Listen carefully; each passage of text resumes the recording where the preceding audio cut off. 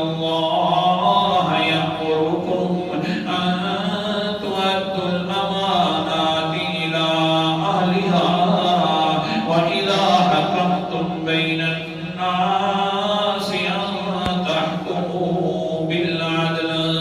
بے شک اللہ تعالیٰ حکم دیتا ہے تم لوگوں کو یہ کہ اپنی امانتیں ادا کیا کرو. جنہوں نے امانتیں رکھوائی ہیں ان کو واپس کر دو.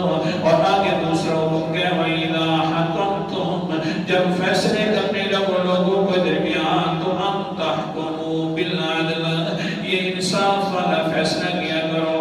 تو قوم آ گئے تمہارے اندر ان اللہ نعما یعظکم بہ بے شک اللہ تعالیٰ تمہیں اچھی اچھی نصیحتیں فرماتا ہے یہ دونوں کام کیا کرو.